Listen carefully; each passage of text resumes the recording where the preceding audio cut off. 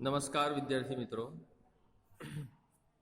कल हमने क्या निराश हुआ जाए इनमें देखा कि हमें निराश होने की ज़रूरत नहीं है, क्योंकि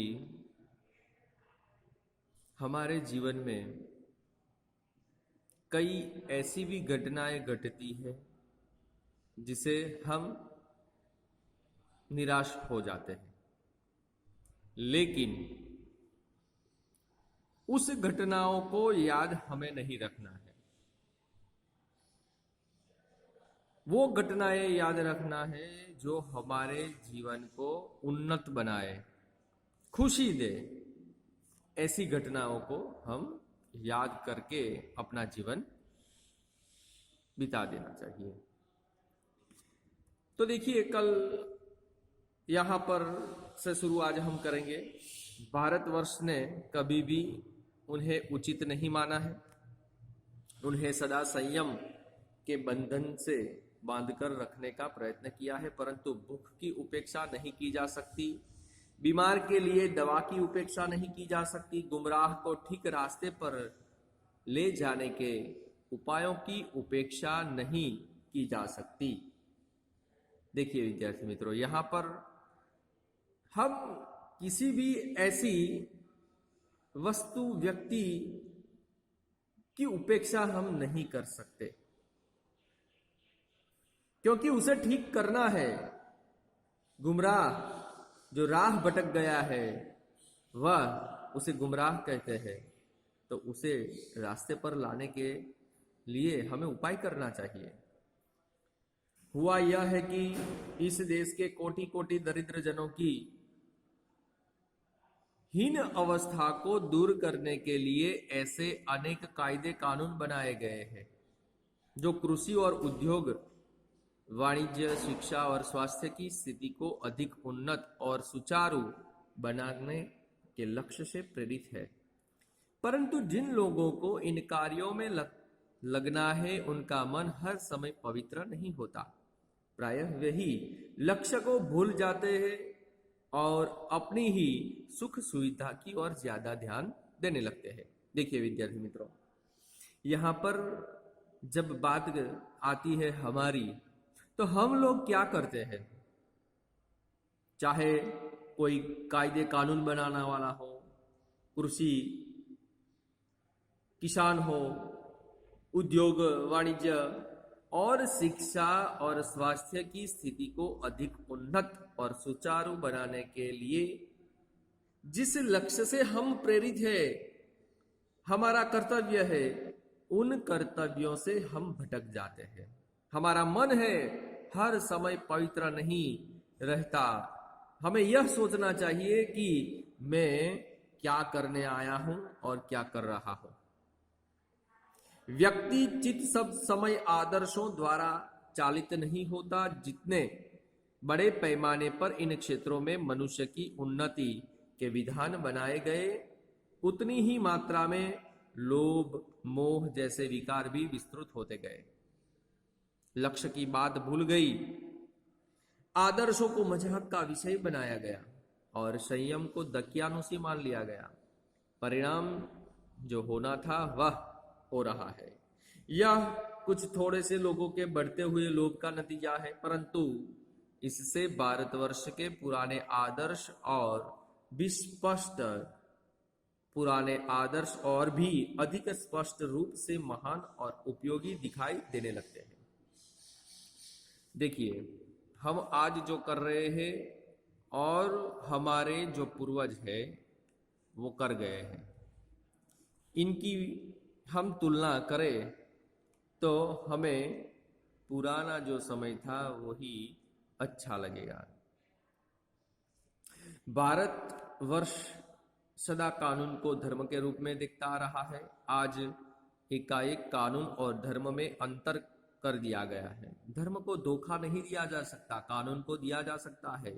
यही कारण है कि लोग धर्म भीरू है, वे कानून की त्रुटियों से लाभ उठाने में संकोच नहीं करते। इस बात के पर्याप्त प्रमाण खोजे जा सकते हैं।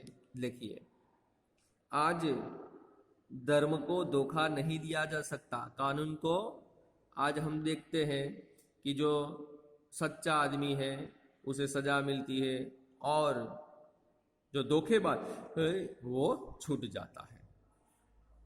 इस बात के पर्याप्त प्रमाण खोजे जा सकते हैं कि समाज के ऊपरी वर्ग में चाहे जो भी हो रहा होता हो, भीतर भीतर भारतवर्ष अब भी यह अनुभव कर रहा है कि धर्म कानून से बड़ी चीज है। धर्म कानून से बड़ी चीज है।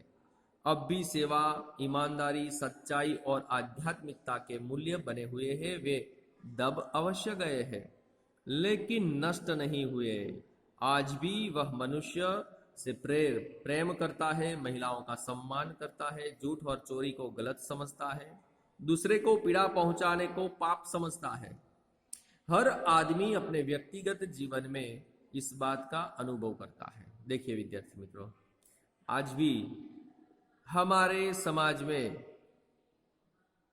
हम देखते आए हैं जो सच्चाई और आध्यात्मिकता के मूल्य है वह बने गए हैं। हाँ, थोड़े बहुत अवश्य दब गए हैं, यानी कि कम हुए हैं, लेकिन नष्ट तो नहीं हुए।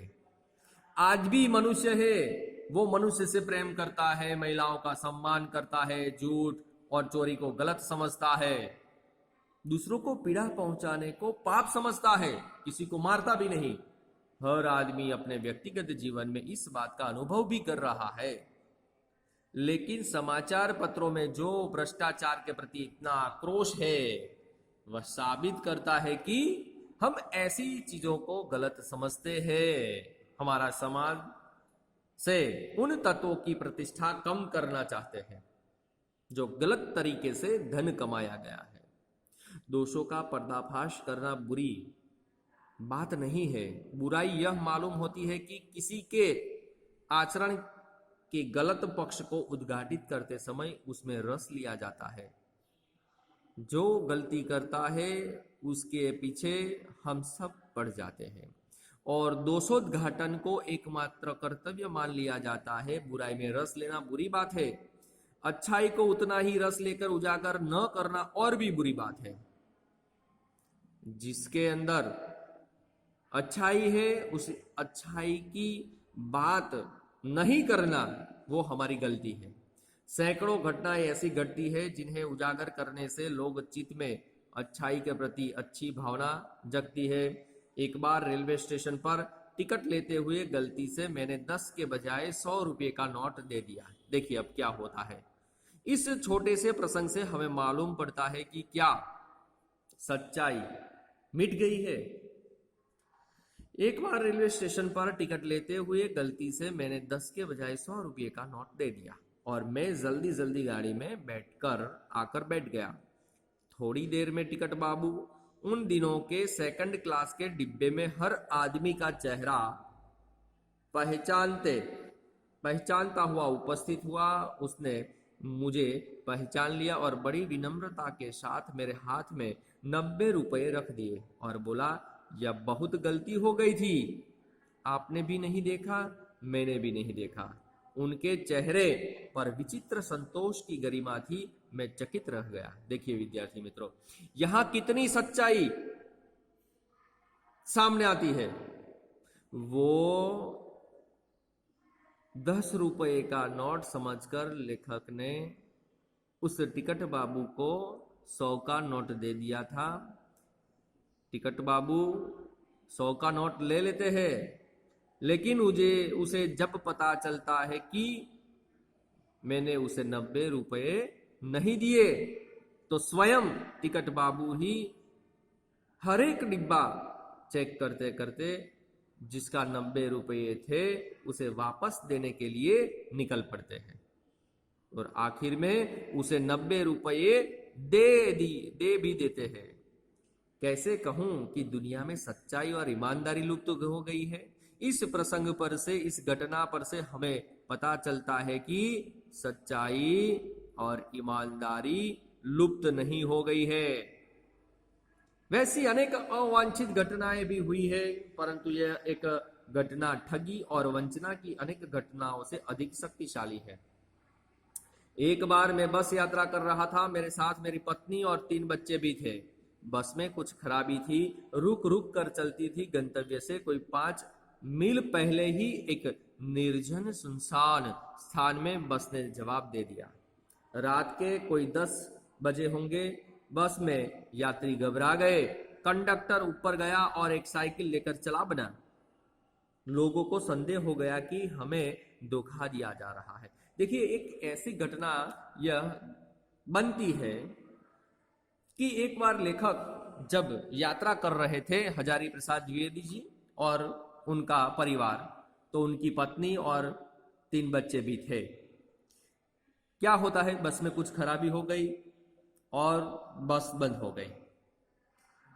अब कंडक्टर उस रात के तकरीबन 10 बज गए। 10 बजने के बाद भी बस शुरू नहीं हुई और इनमें कंडक्टर क्या करता है कि कंडक्टर ऊपर रखी हुई साइकिल लेकर चला गया। सब यात्री यह समझ रहे थे कि हमें धोखा दिया जा रहा है। हम आज हमारी हम जो चीज वस्तुएं है वह लाखों लुटेरे लुटकर ले जाएंगे। देखिए विद्यार्थी मित्रों, आज के इस वीडियो में इतना ही हम देखेंगे। आगे का जो कहानी है, निबंध है, वह हम कल के वीडियो में देख सकते हैं। नमस्कार।